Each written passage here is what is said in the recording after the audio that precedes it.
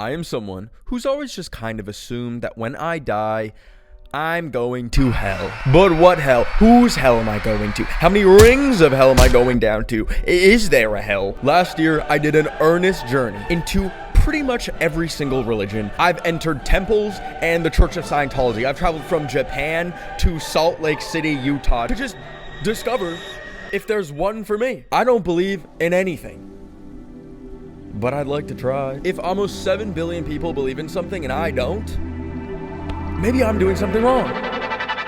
Scientology is low-key a cult. They think that aliens live in their bodies. Because of that, they believe the result is the Overlord Xenu controls their memories. Scientology. But how do they have this giant building? Because half of Hollywood is Scientologists. Everyone from Tom Cruise to Chloe Fineman from SNL is a Scientologist. Where the fuck are you, Courtney? Where's my driver? They prop the church up with tithes, and that's part of why Scientology is so corrupt, because they will take your entire life's work and all your money and will tear your family apart. Allegedly. Inside these windows, who knows what goes on? Are people held hostage? Above my pay grade. Not going in there. But aside from the iconic giant blue building, they also operate a very famous recruitment center in Hollywood, home to this diva. Just beyond these doors lies a lady that runs the front desk that is like kind of famous for the second you say like, they got hostages in there, she will like lock the door and lock people in there. So let's go see if she's there. One way Scientology recruits people is they get you to do a personality test. So I happily obliged and walked in and requested one. So there's a personality test thing inside? Yeah. So here's how it works. Thank you. Have a good one. This personality test is fucking 60 questions long. 200 questions long. Is the idea of death or even reminders of death abhorrent to you? Well, shit. Do you tend to be careless? Check. Do some noises set your teeth on edge?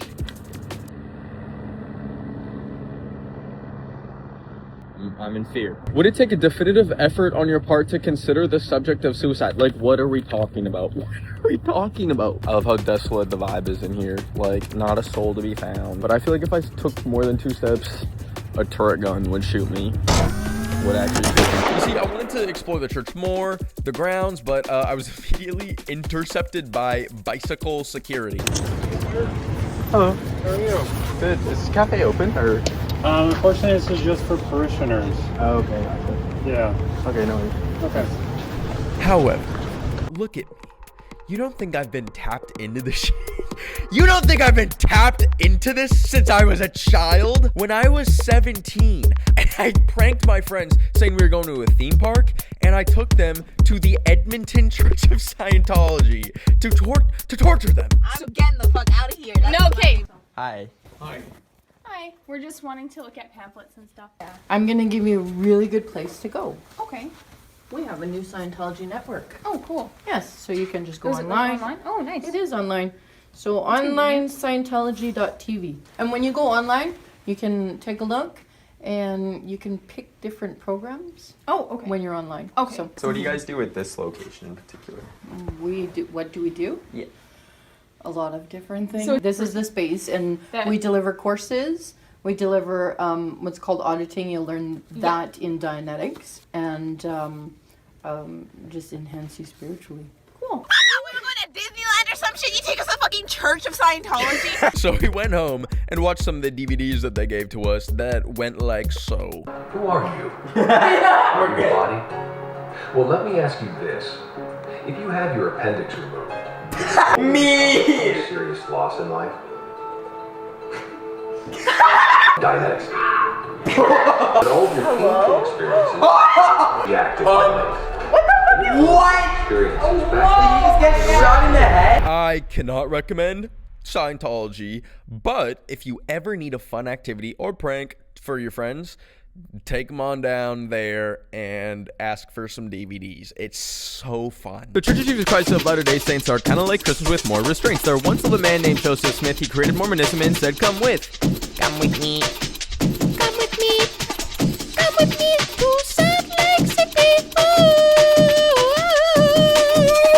I was going to include this with Christianity, but there are conflicting claims about the Jesus Christ Church of Latter-day Saints, or Mormonism. Mormons use the label Christian, whereas other Christians don't really consider them Christians. So for this video, we're just gonna call them Mormons. And where could you possibly find Mormons?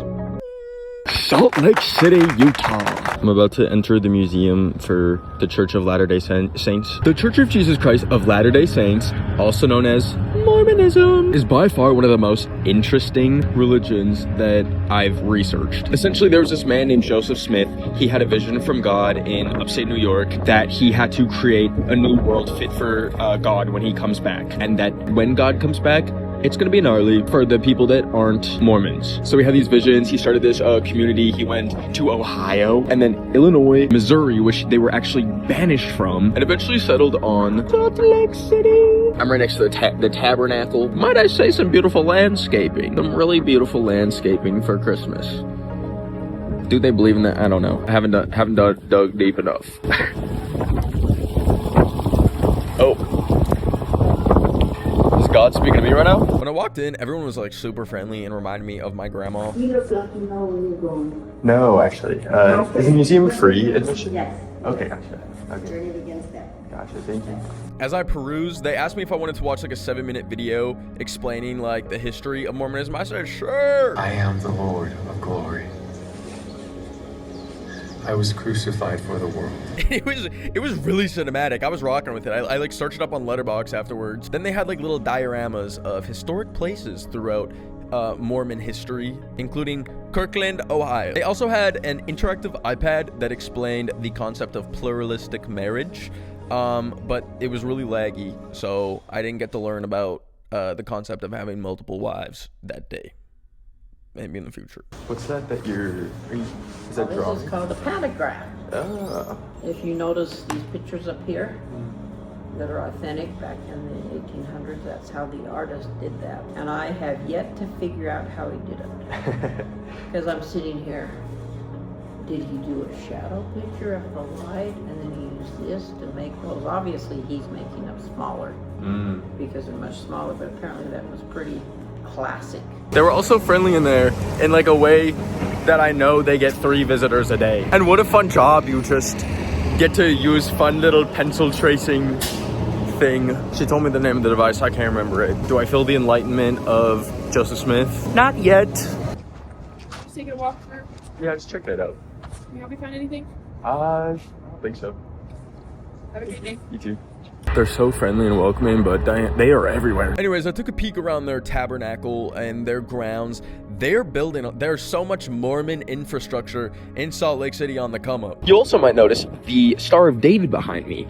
They incorporate a lot of Judaism into their imagery. In fact, and please correct me if I'm wrong, I believe that they believe that Jewish people came to North America in the 1600s and became the First Nations people. Also outside the tabernacle, this guy came up to me trying to sell a debit card to me. No cash. I'm not sure. This cash money? Maybe. I don't know. Of course, with many religions, there's a whole litany of things that they can and cannot do. There's a lot of attention on the plurality of marriage that that has happened, but there are things that they can't do. They can't consume alcohol or even caffeine, which has created some very interesting things like Swig. Swig is a cafe that doesn't sell coffee or anything caffeinated, but rather soda. See, the concept of going to a cafe is so fun, hanging with friends, sharing a beverage, but if you can't have caffeine, that rules out a lot of things in a typical cafe. So you can always have soda. Unfortunately, all of the ones I went to were drive-through only, and my license has been invalid for many months now. So I went to a walk-in one called Thirsty SLC. And strawberry there. Thank you. I know I'm really swaying myself based on the food of said religions, if you can call soda and pretzels that, but All right, let's see if I experience the light of Mormonism through really good soda. I got something called a 4-leaf clover.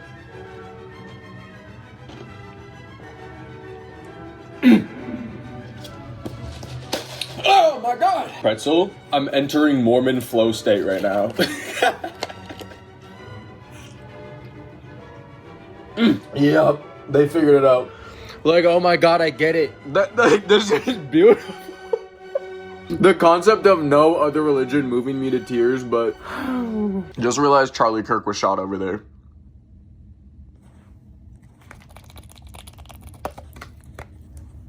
Overall, Mormonism seems to just be doing their own thing, but I'm not sure it's my thing because I love Aperol spritzes too much. Everybody's heard of the concept of Comrade Board about Dharma and Samsara. That means order and rebirth, call it polymonotheism for starters. Ooh, that was hard to say on a break beat. The very last place that I would ever think I would feel the light of Hinduism would be New Jersey. But to be acquainted with Hinduism, I had to be reacquainted with an old friend, the Amtrak, which still has delicious vegan burgers in their cafe car, if anyone was wondering. And hidden beneath the suburbia of New Jersey and colonial architectured Dunkin' Donuts was the temple. I'm so used to ugly buildings all the time in the United States that I forgot that humans can just build things like this. I never thought I would find myself having a spiritual awakening, let alone in Trenton, New Jersey, but this place is so beautiful. I entered the Hindu temple and went through like an airport level security, and the group tour just ended up being me, the tour guide, and this like elderly Italian couple that were just really into Hinduism that day, I guess. There was a slight aroma of aged cheese as I walked in, but I realized that it's because you have to remove your shoes in the temple. I couldn't film inside, but afterwards I left and went to the facility's cafeteria. They had like cheese, pizzas, and like everything else so you could eat with your mouth, but I ended up getting samosas to rip the set. Hindu mukbang, who's excited? She made a very good point during the tour that it's like you have culture and then you have religion, and there's a lot of crossover sometimes, but there's like a lot of unintended crossover. But if this samosa shot is good enough, I might convert. I think I feel God in these chickpeas. I think about from time to time how like if Portugal never colonized like the one little tiny part of India that like my dad's side of the family's from, would probably be Hindu right now. Would probably be Hindu down, but I'm a Catholic for some reason, or was baptized as a Catholic. Let's go to the gift shop. They had books for every little Hindu thing you could think of. Books like Gumti's Surprise and Pramukh Swami Maharaj for 35 cents. You would have thought I went through a portal to 2008 with these prices. Hello. I settled on Hinduism Introductions Parts 1 and 2, and then checked out. Although canonically in another universe there's a 50% chance that I was raised Hindu, in this one, I am not. But it is so beautiful. Have you ever seen a mountain so beautiful? Well, that's what makes Shinto so dutiful. Harmony and peace from the land in the east. They're not gonna be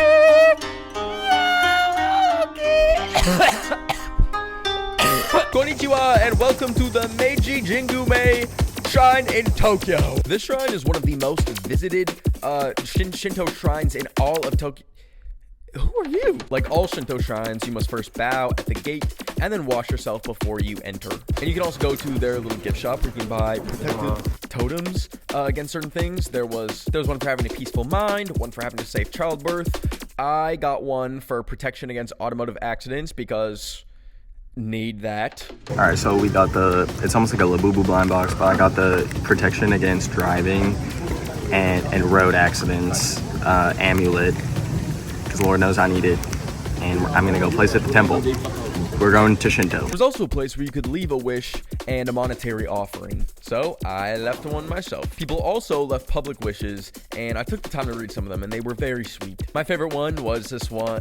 My favorite one being, I wish I could have any app on my phone. Me too, sister. Shintoism is barely practiced outside of Japan because it's so connected to the land of Japan and the people of Japan. So as much as I have respect and admiration for it, I don't think it would be my full-time gig. I'm trying my hardest to be neutral, but the Star of David is just so cool.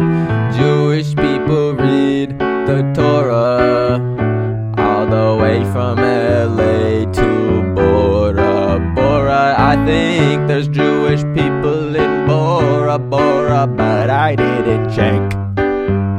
What the heck? Judaism Judaism is one of the smallest core religions, but despite that, it comes in so many flavors. You have everyone from people who you wouldn't even know they're Jewish to extremely Orthodox Jews that follow every single law of the Torah. And there is no better place to find them than Williamsburg, Brooklyn, New York, United States, North America, world. After I moved to New York, I would frequently pass through Williamsburg, and my curiosity was piqued even more. So with my new hyperfixation on Hasidic Jewish people, I actually went on a tour from a former Hasidic Jewish woman, and she took me through the entire neighborhood, and I learned so much. I made the mistake of pulling up late as hell, so the only thing that was kind of open establishment-wise was this like grocery store.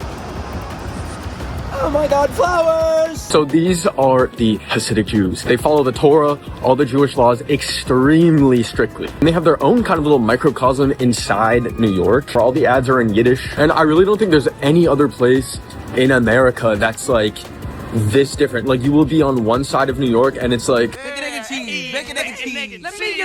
and then you cross over in here and it's, can I get a bagel? But in Yiddish. They do speak English. But I got a bag of chocolate-covered guava candies that were kosher, just to try. All right, kosher taste test. I don't think these are like a specifically Jewish food, but they're kosher. What is kosher? Kosher is like a whole myriad of Jewish laws. Hold up, I want to eat this.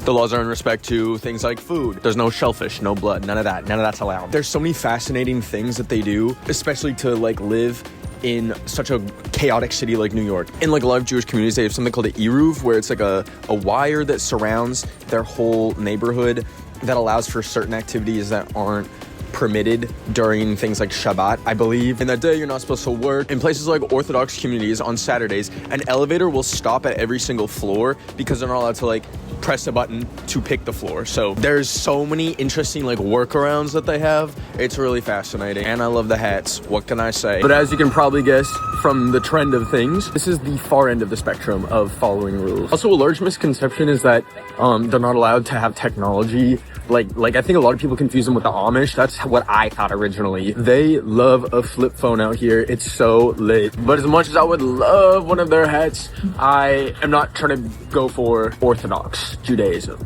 Just the medium middle level. I read through a lot of the Torah and various guides like interpreting the Torah.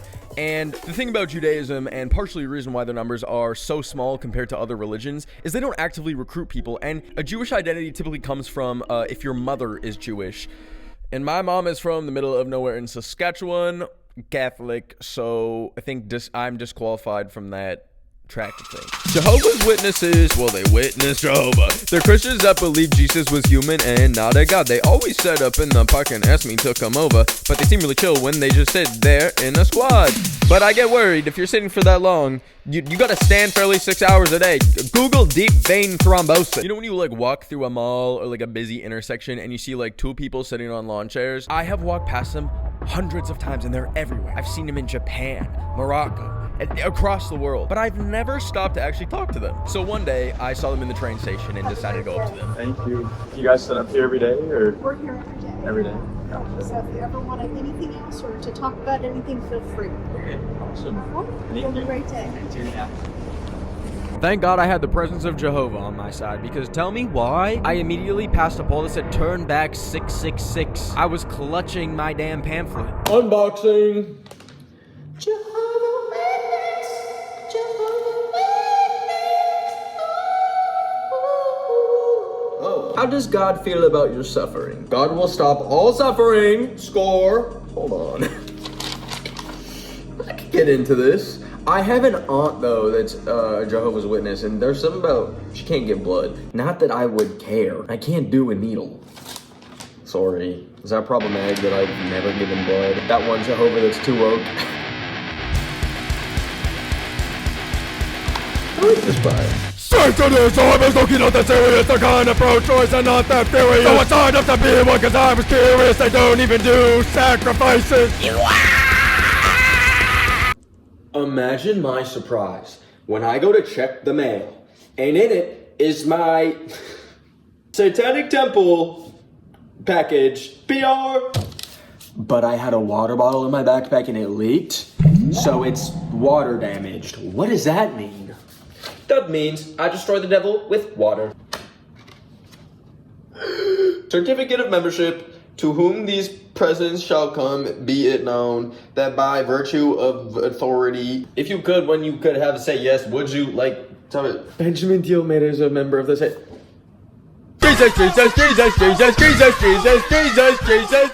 Before I really get into the religion that I was born and raised into and practiced for a good chunk of my life, I'd like to share the anecdote of how I was at the DMV trying to get a new driver's license, and after exiting, I saw someone with a big long sign.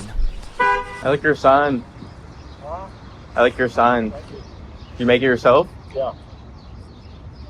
I'll try to get an estimate to make it from, a company. They're charging too much money. Oh, too much? But I did it myself. It's pretty good DIY. Yeah, can I give you a tax? Oh, what? Sure. You can read it? What's that? I'll try. Oh, sure. God bless you, brother. Thank you. God bless you. Take care. I got a mini comic book, baby. Jehovah's, step it up. Scientologists, step it up. If you don't mind, would you allow me to speak from the heart for a moment? I used to be really Catholic. I went to a Catholic school from kindergarten to grade 12. Everyone in my family was Catholic. I was baptized, received all my sacraments. One of the last things that my grandma said to me before she died was about Jesus. And as a kid, I really earnestly practiced it. But when I was about 16, I stopped. Religion became an obsession for me, and the guilt over anything that was perceived as a sin absolutely consumed me. Like, I would swear at school, I have a really cool, amazing bird call. and then go home and pray the rosary 10 times to cleanse myself. I would get an intrusive thought that a loved one was in a car accident or something, and I would immediately have to get on my knees and pray over and over and over for hours to protect them. And religion became more than a crutch. It became a dependency. I believe I developed an anxiety or obsessive compulsive disorder that stemmed from the guilt and subsequent prayer to remediate that became an endless loop in my life. I felt no comfort in God or Jesus. I would pray 100 times a day and bad things still happened. I would still lose people, and it felt like I was losing my mind. So I left, and I had never been happier. Imagine for a second that you're living in year 100 and you see a volcano or lightning or a flock of birds flying in formation. How would you not believe that there's a higher power? Look at the molecular mechanics of life, of cells, and try and imagine that there isn't some sort of divine architect that's created all of it. And imagine you just lost your family to a car accident, or you walk the streets of Gaza surrounded by tens of thousands of your community members dead. How could you even begin to carry on without the presence of God in your life? I don't think we would be here as humans if it weren't for our ability to believe in things when things become unexplainable. Having something more that can begin to explain the tragedy, the unknown, the future and the past of life, I think is one of the only things that allows people to carry on through the inexplainable. Millions of people have been saved in the name of God, and millions of people have been killed in the name of God. But when I look up, I see no heaven, and when I look down, I see no hell. I just feel free. I guess I'm what you could consider an agnostic person. If there is a God, let them place me wherever they see fit. But if there isn't, I'm already living my life to the fullest, and when it's my time to die, I don't think I'll have any regrets. But the scariest idea to me is the concept of living your entire life in service to something that might have never existed and might never will. I'm content with dying and having my body return to the earth to be eaten by worms and decompose. But I love all religions. I love the teachings of Buddhism. I love the way reincarnation has so many parallels to the flow of energy in nature. I love so many of the beauties of Catholicism. I love the resilience of Islam and Judaism. I think they're all beautiful, and I wouldn't want this world any other way. I truly am so happy for everyone who finds peace through whatever god or gods they believe in. But this life and this earth that I get to live on, the idea that all of this could be meaningless and we just happen to be alive in the middle of the universe, just a flash in the galactic pan, that's my religion. What gives my life meaning is the meaningless of it all. Thanks for watching. Amen. Bye.